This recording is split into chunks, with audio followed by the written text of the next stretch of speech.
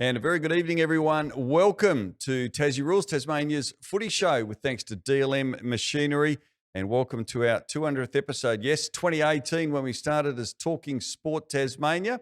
And it's great to have your company. We have got a pretty big show coming up tonight. We've got Brendan Gale, Tasmania Football Club CEO, joining us very shortly as well. But to get us going, just a little bit happening on the weekend. It is Rep Footy right across the state.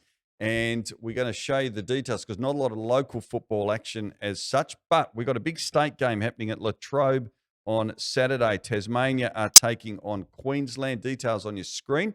The women's game getting underway at 12 o'clock. So Queensland victorious the last 2 years they've played, but at North Hobart Oval back in 2023, Queensland winners by just 19 points. And in the men, well, in their two previous meetings over the past 2 years, Tasmania have won on both occasions. 46 points last year up in Queensland, and then that famous victory back in 2023 when Sam Siggins kicked a late goal, Tasmania winning by 7 points. Now, there's also football happening down the northwest coast as the lead up to that game. Now, this is a really good concept. I like this. Ahead of the state game, we've got East versus West. Now, this is the under-19 boys 9:30 a.m. at Latrobe. So it's the NWFL East against the NWFL West. So we've got representatives in the East from Devonport, East Devonport, Latrobe and Ulverston taking on the West, made up of players from Burnie, Circular Head, Penguin and Wynyard.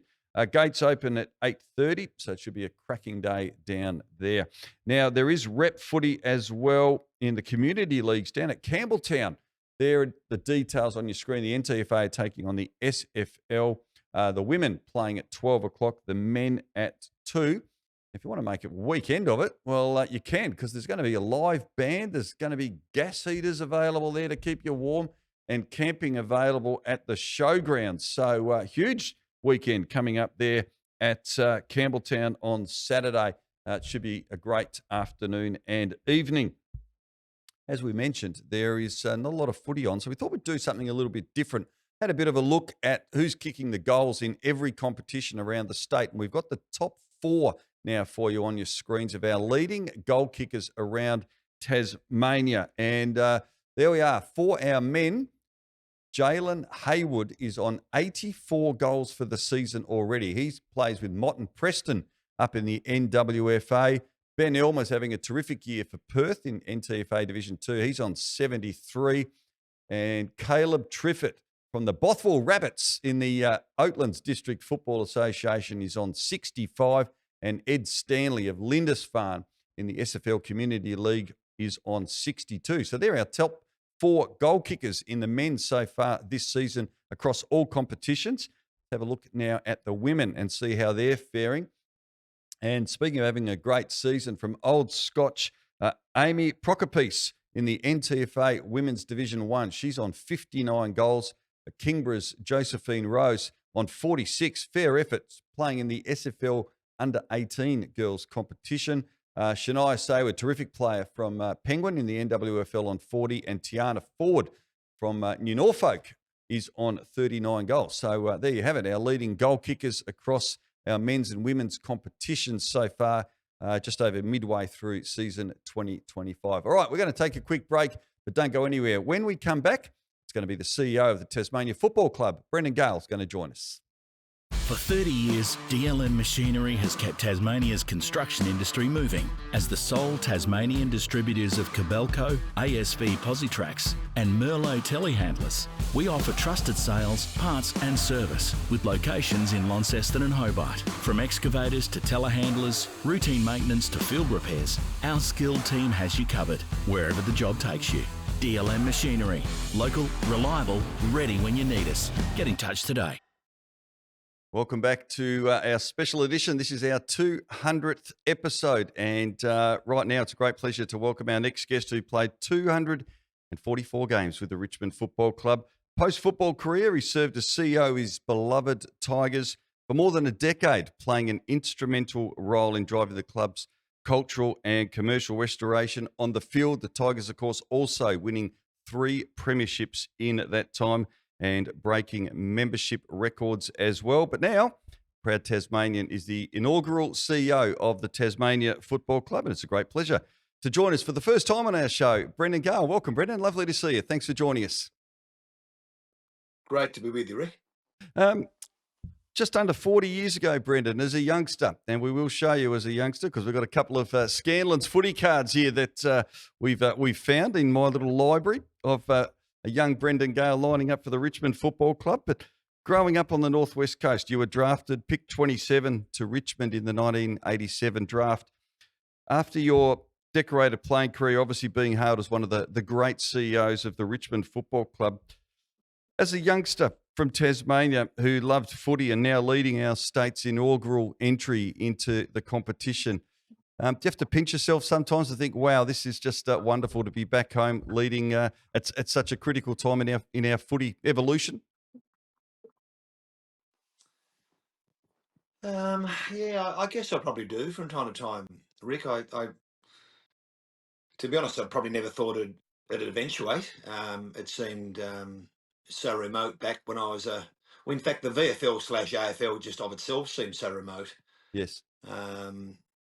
Bass Strait was just a sort of a big barrier, but look, I was fortunate enough to find my way in the AFL. But even then, the notion of a Tasmanian team seemed very remote and very distant, and but due to the tireless advocacy and the passion of the efforts of a number of people and have held the baton and passed it on over the years, here we are. So we've got an opportunity to create a new club, albeit on top of 160 years of incredible history and tradition. So it's I guess I do pinch myself. It's a huge responsibility, but an incredible opportunity. It is. Presently, we're obviously in a bit of a state of limbo with an election in just over 2 weeks. But from an operational point of view, is it the old business as usual? And I guess what are the priorities for the club at this present point in time?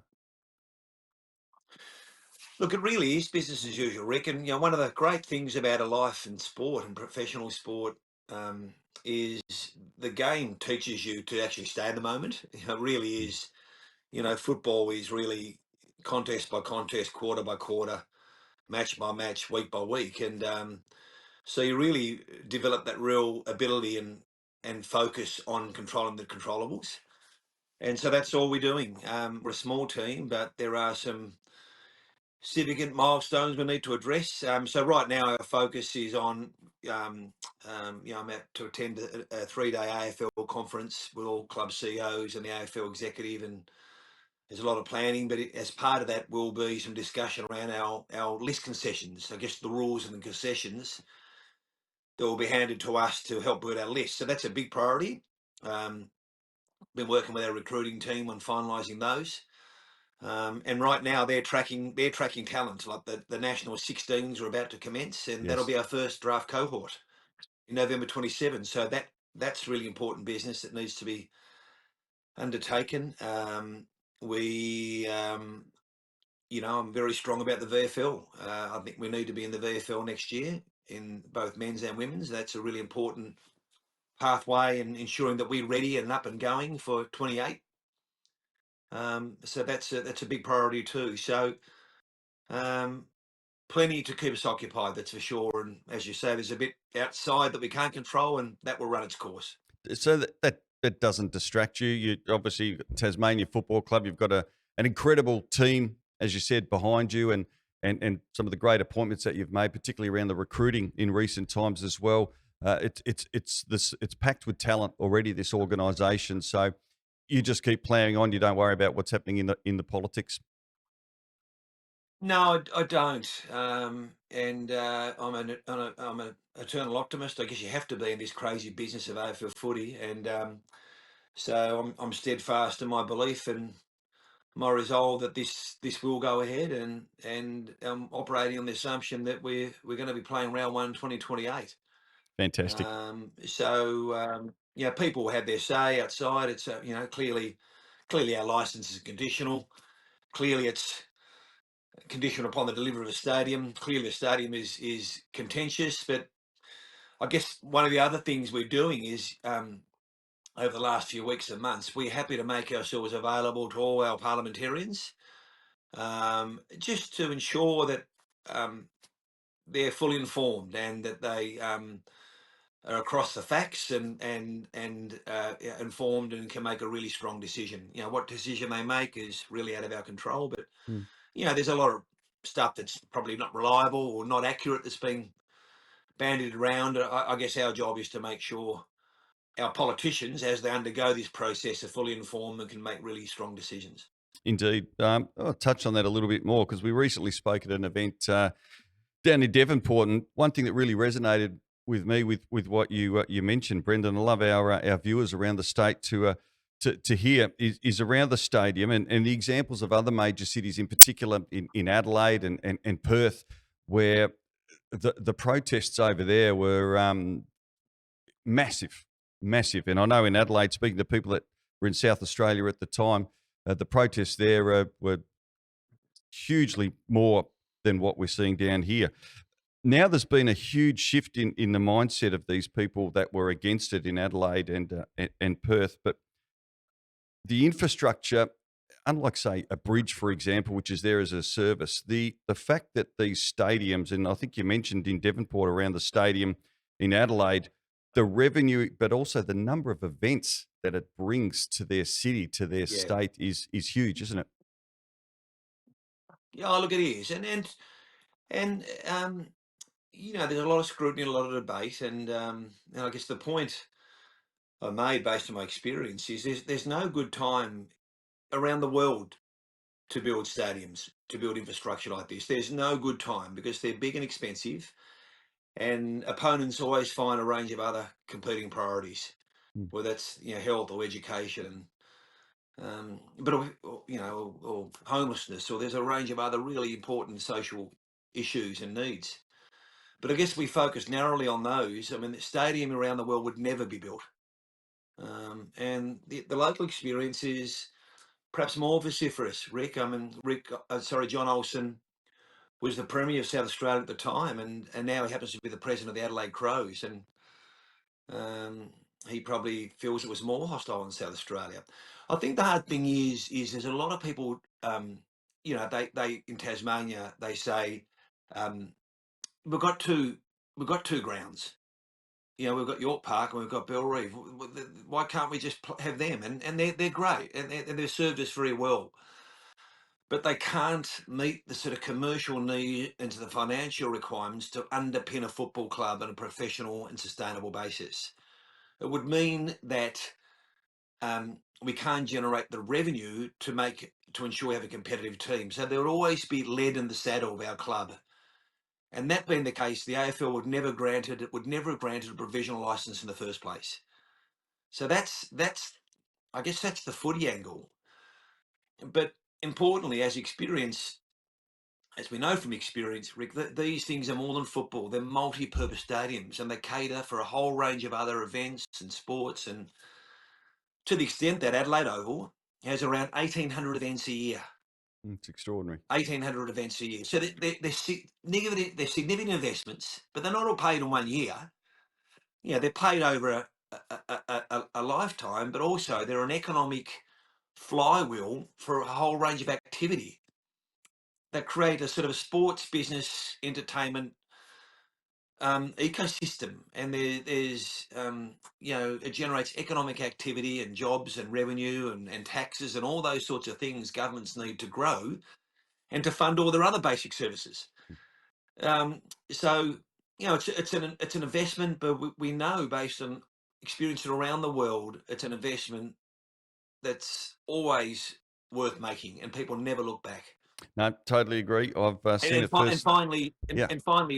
because of the conditional nature of a license, the brutal fact is, if there is no stadium, there's no team. There's no Tasmanian team of the AFL. Without putting too fine a point on it, that's what we're dealing with.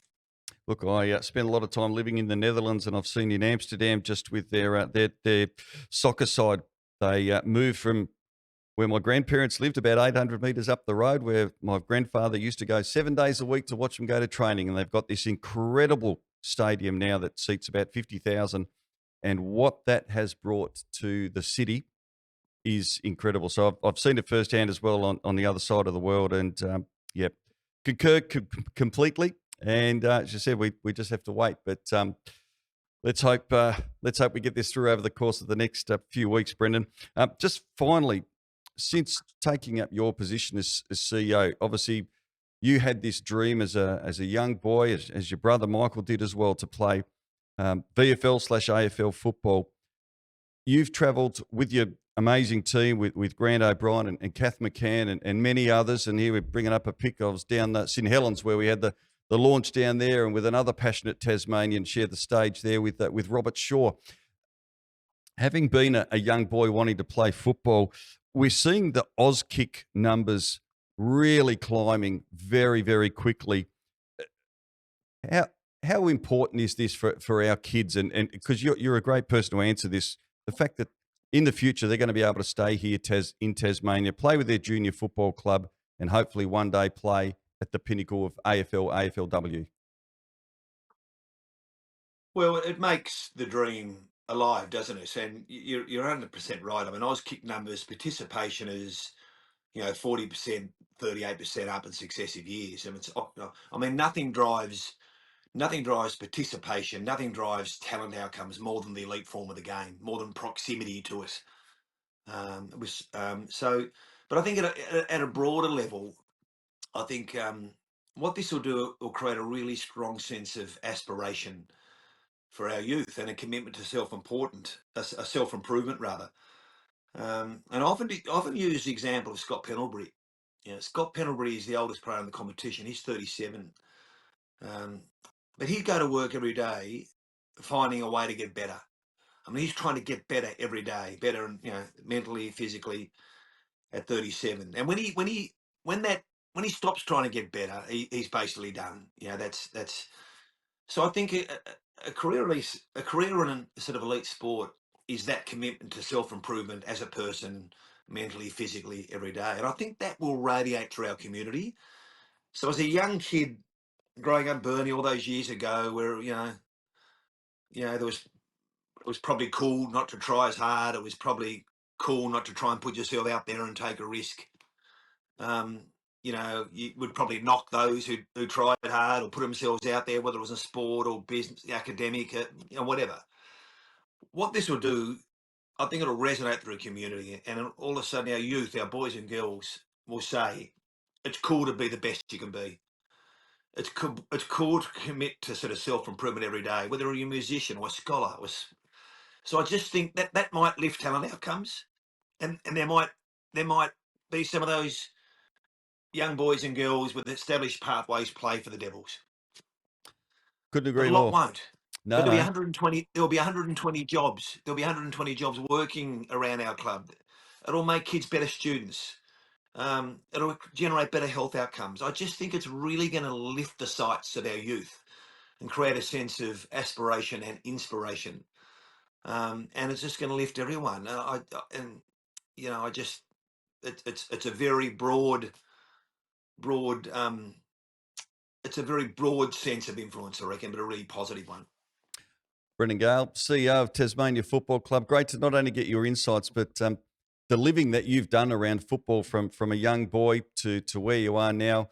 And I think that will resonate with our viewers, particularly those who've got young kids that are out there running around in the junior competitions right around Tasmania. We look forward to seeing the fruition of that and the fruition of the Tasmania Football Club formally, hopefully, very, very soon. We really appreciate your time, and thanks very much for joining us. Pleasure, Rick. Thanks. It's Brendan Gale, Tasmania Football Club CEO, joining us here on Tassie Rules, Tasmania's Footy Show. It's time for a quick break. We'll be back in just a minute. HST Tree Specialists. We are the industry leaders in vegetation management in Tasmania. Our services include tree solutions, hazardous vegetation removal, and project consultations. We are committed to eliminating vegetation-based risk in Tasmania while being sensitive to environmental impact, with a strong focus on health and safety practices. And from large-scale government and commercial projects, small private arboriculture jobs, and equipment hire, MyTas recommends HST.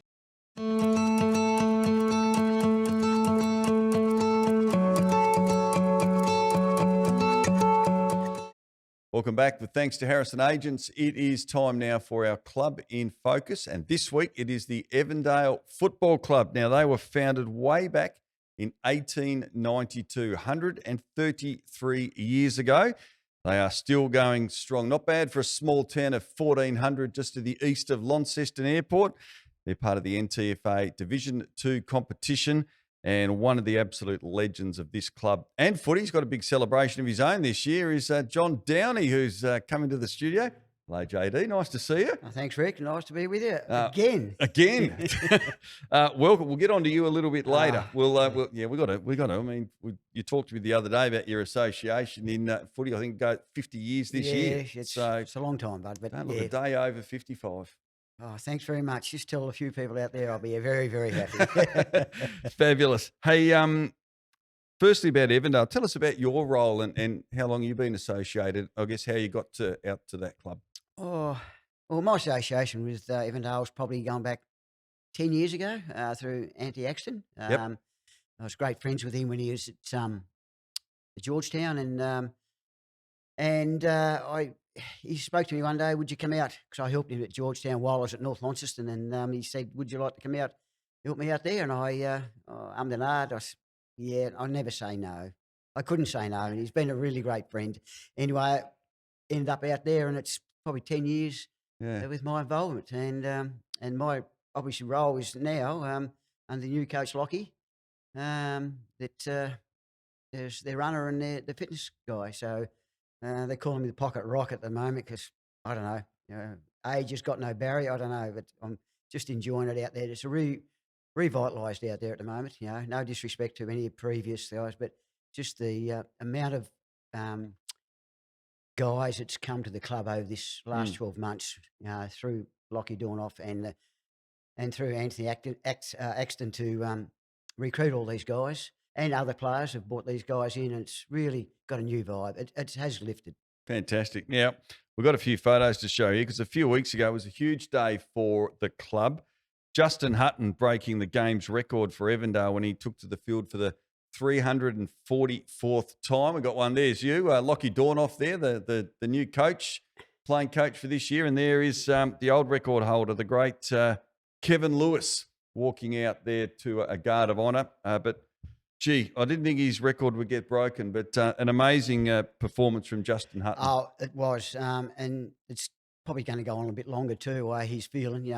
He's one of the guys that's has really put into the club, and he could have gone elsewhere, or he's been asked to go elsewhere. He's just a backbone of the club, and there's probably 4 other guys out there as well are all become life members because all of that involvement with the club.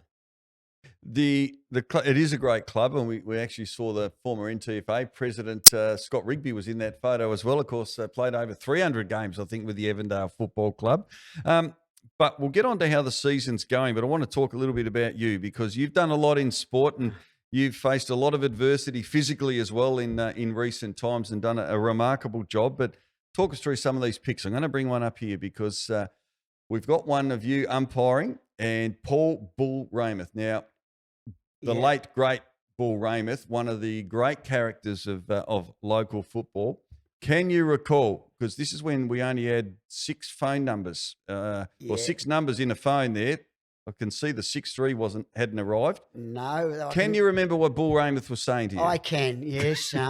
Just a quick story on that. The week before I umpired at East Launceston and Scottsdale up at Scottsdale, and the other umpires wanted to go home early to a function, and was in the bar having a drink, and Paul stayed there and obviously having drinks, and he said, "Oh, you can come home with me." No, it was so ended up going home with a few other players in the car. Yeah, and I thought, because Bull was a pretty outgoing bloke, and he'd let you know big time. And we got really, really palsy-wowsy as you do coming back, and he had a few beers. And the following week, I actually got him a game at York Park. As soon as it crossed that white line, different man. It was a different thing, and I actually remember that. And I don't know where you got the picture from, but I tell you what, he paid out that day. But he was one of the general blokes, hard nut footballers. it was hard in there, but I tell you what, he was first ever beer after the game. Fabulous fella, and obviously sadly missed by many. Went to Carlton for a while, didn't he? He did. He was Yes, I think for 18 months. yeah. And he just didn't like the environment over there, I think. And then he come back here and obviously went down the coast. Then back to here. So a great man. You know. Great man, great football, and of course had a glass eye as well. Yes, So and I mean this in the right way. When you spoke to him, you didn't know which eye to look at because he was he really got. And I still remember that day he paid out, and it was he was spitting and whatever, but that was the bull. He's a legend of his time. Probably wouldn't happen nowadays. No. What his antics he got up to, but I tell you what, he was a great inspiring to that club. And we've got another one here. I think Jamie Morecambe from Longford might be there. He is. I thought it was Peter Hudson for a minute. Jeez, it looks like it, doesn't it? It is. He's about your height, Jamie, isn't he, as well? He's only just bigger than me, so. But he, that was at Longford a long time ago. And again, you know how things have changed. You see some of the pictures that you probably have got, but times have changed. You know, in facilities. And over the 50 years, 60 years that I've been involved with footy, there's a lot of things that do change. A lot of people don't like change, but change does sometimes bring the best out. What keeps you going? Oh, keep me going. I think it's the people. Yeah. It's the people. I've never ever been paid. I don't intend to ever get paid to do it. I'm only, always a phone call. Somebody rings me. I can't really say no. I just love the involvement. The footy club, you know, and actually ran into a mate the other day, Rory Mansell, when he finished coaching the Storm. He took a group out to Deloraine, and he rang me one day. He said, "I know you're not doing nothing, JD. Would you be interested in coming out and do me a runner and actually doing the pre-season training for me?" And I didn't really hesitate, and I ran it past the wife, and she said, "It's up to you," and ended up and again, you know, so. But I just love it. It's the people you meet. And you're still meeting people now who's got grandkids you've actually umpired or played with. You know, so I know basketball is obviously very close to you as well. A long involvement with that sport. We were looking through some pics a little earlier, but with Evandale, you talk about change. There's been a lot of change, particularly in the NTFA this year. Now playing in the Division 2. We're going to bring up the ladder. And we can see here that third on the table at the moment. It's actually a really good comp. Perth obviously way out in front with 10 from 10. But East Coast Swans a game and percentage clear of Evandale. Club must be pretty happy with how they're going. Yeah, they are. Okay, a lot of pundits around would say that they should be up further, but they've taken their time to gel, and injuries haven't been kind early in the season, but I think they're starting to really gel. But in saying that, Perth, Campbelltown, East Coast, even Bridport, and I'm not disrespectful for Bridport, they're up and about. It's going to be a close comp, you know. Yeah, it is. And you got a great, as you mentioned before, Lockie Dornoff is a new coach, playing coach as well, and very highly regarded. He's coaching the rep team this weekend that we mentioned a little earlier in the show. So you got a good leader who's a great communicator as well. Yeah, like last night, I had a training at the rep side, up and about. Obviously, he's not playing. He's got a bad back, but he was disappointed he's not playing. But in saying that his experience and he's very out there. So he's got the backing of everyone that comes there. And training last night for the rep side was really excellent. Fantastic. Just finally, we're going to pop up some details. We've got a big event coming up at the club very shortly too. That's the ball, where everyone's going to get dressed up. There we are. The Evandale annual ball is coming up on the 12th of July. So all the details there are on the Evandale Football Club Facebook page. Will you be getting the tuxedo out, Johnny? I think I might get the bow tie out, the gold bow tie, but I'll cross that bridge when it comes to. Gold bow tie, eh? Yeah. Goes, I guess, with the colours of the club. Yeah, true. Gold, yeah. But, I think, you've got to mix it with the young fellas these days. Oh, you'll keep up. I'm sure you will. Hey, great to catch up with you, Johnny. And thanks for coming and being a part of the show, but also thanks for what you do for sport in general. You've been doing it for best part of 5 decades, and you're always a great man. So good to have you with us. Thank you. Thanks, Rick. Appreciate it. That is John Downey joining us here on behalf of the Evandale Football Club, our club in focus, with thanks to Harrison Agents. That's it for today's show. It is our 200th episode, of course, so a huge thank you to all of our sponsors, DLM Machinery, of course, Harrison Agents, and HST Tree Services, and also the Hawthorn Football Club. But thank you to all of you, the viewers, and to everyone that's been a part of this show over the last, we've been going for about 7 years, I think. So thank you to you. And don't forget, if you've got a footy story, let us know. Send it in. That's what we are here for. Thanks very much. Have a great footy weekend, and we'll catch you next week.